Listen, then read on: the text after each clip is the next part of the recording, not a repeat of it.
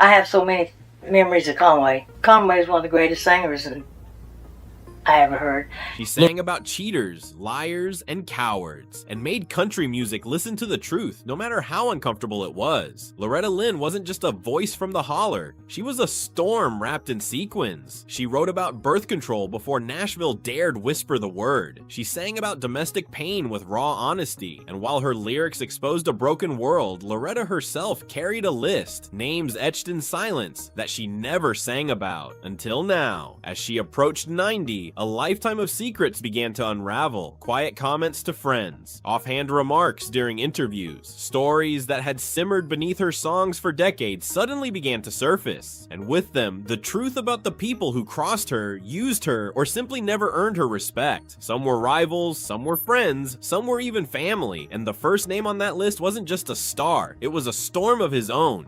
They were kindred spirits once. Poor, gritty, full of edge. Loretta and Merle Haggard had lived the same pain and made the same kind of music. Raw, defiant, unvarnished. For years, they shared stages, swapped war stories, and toasted to survival. "He's one of the few men who gets me," Loretta told her band after a show. But that respect, it didn't last. Merle had a way of poking the bear. At a party, Loretta once joked, if he wasn't drunk, he was high. If he wasn't high, he was writing a song about being drunk. Everyone laughed, including Merle. Then came the interview, live radio, early 80s. Merle looked into the camera and smirked. "Loretta's been playing the poor girl act too long. We get it, coal dust and babies. What else you got?" The room laughed. Loretta didn't. Behind the scenes, she pitched Merle a duet, something gut-wrenching about addiction and redemption. He brushed it off. "Church lady stuff," he called it. To Loretta, that wasn't just rejection, it was dismissal. Her pain wasn't entertainment, it was truth. "He wants pain in his songs," she vented later, "but laughs at mine." They never recorded together again. To the public, it was just one missed collaboration. To Loretta, it was betrayal, one that echoed every time she heard his voice on the radio.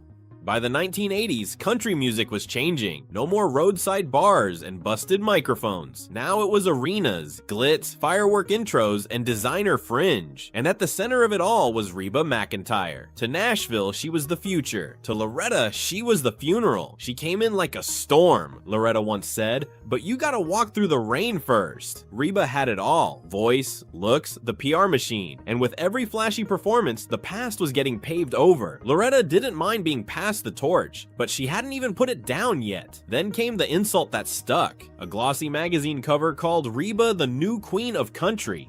The New Queen. The ink wasn't even dry on Loretta's last album, but the real slap came on live TV. Reba took the stage and sang one of Loretta's classics. Same melody, same words, same smile, but no credit, no introduction, not even a nod to the woman who'd made that song a national anthem. And afterward, Reba walked backstage and passed Loretta without a glance. No handshake, no thank you. Loretta's expression didn't change. She didn't speak, didn't clap.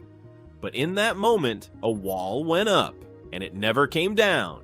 They were country music's crown jewels, draped in rhinestones, praised in headlines, worshipped by fans. But behind the perfect hair and carefully staged smiles, Loretta Lynn and Tammy Wynette were about as cozy as a blizzard in July. Tammy was the industry's darling, poised, vulnerable, tragic, everything a label could package and sell. But to Loretta, it was all too polished, too clean to be real. She once said, "Tammy played into what they wanted a woman to be. I played into what I had to be." The difference. Loretta had clawed her way out of Butcher Holler. No silver spoon, no soft spotlight, just a battered guitar and grit in her voice. When Tammy released her iconic "Stand By Your Man," Loretta shot back, subtly but not silently. "I never needed a man to stand by me. I told him to move." She snapped. Nobody missed the jab. Producers begged them to duet. Loretta refused. "We'd sell records," she told her manager, "but we wouldn't survive rehearsal." Then she said something that chilled the room. "She's sweet as pie on camera, but cold as ice backstage." And behind the rhinestones, that ice never melted. They shared blood, but not much else. Crystal Gayle was the industry's darling. With her silky voice, flowing hair, and crossover hits, she slid into stardom like she was born for it. Loretta Lynn, she had to bleed for it. Dust, grit, rejection, long nights, hard men, and harder roads. Loretta had paid every toll this business could charge. And when she finally reached the top, her little sister arrived, without a scratch. But what stung Loretta most wasn't the success, it was the distance. Then came the silence that broke everything. Crystal skipped Loretta's 60th birthday tribute, a night when every living country legend showed up to honor her. Crystal's team said scheduling issues. Loretta didn't buy it, still she stayed quiet. Until the joint interview, the host asked Crystal what Loretta meant to her career. Crystal smiled and said she was influential. That was it. Loretta didn't flinch, didn't cry, but she never agreed to another joint appearance again.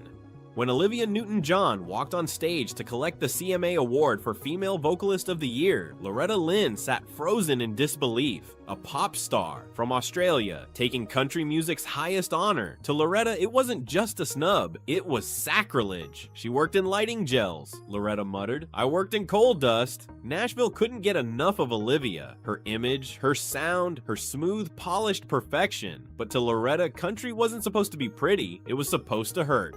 And Olivia had skipped the struggle. Loretta boycotted the CMAs. The official story, scheduling conflict.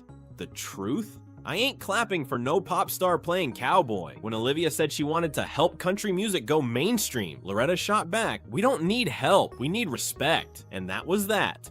Their chemistry on stage was undeniable. Fans loved them. Songs like Louisiana Woman, Mississippi Man were pure magic. But behind the scenes, it was a minefield. Every award they won together was labeled his win. He was the genius. She was just the perfect match. Loretta noticed. They always put the man first, she said, even when he's following you. Then the sound changed. Conway softened the edges, made it prettier. Loretta fought back. He wanted the songs pretty, she said, but I wanted them real. The tension built, missed rehearsals, setlist changes, solo interviews, and then, Atlanta, 1979, Conway told a young reporter she still got it, for her age. Loretta heard it, said nothing, but when the lights came up and the crowd cheered, she didn't walk out, she stayed behind the curtain. Conway stood alone. This one stung the deepest. Johnny Cash was more than a peer. He was family, spiritually, musically, emotionally. They shared pain. They shared rebellion. They shared faith. So when he invited her to appear on a televised gospel special, she was honored, rehearsed hard, flew in early. 2 days before the taping, she was cut. The reason? A whisper from a producer. Johnny said she was too political. No warning, no explanation. Years later, he sent her a letter, apologizing, full of regret. She read it once, folded it carefully, and placed it in a cedar box. She never replied. Some ghosts, she said, don't rest easy.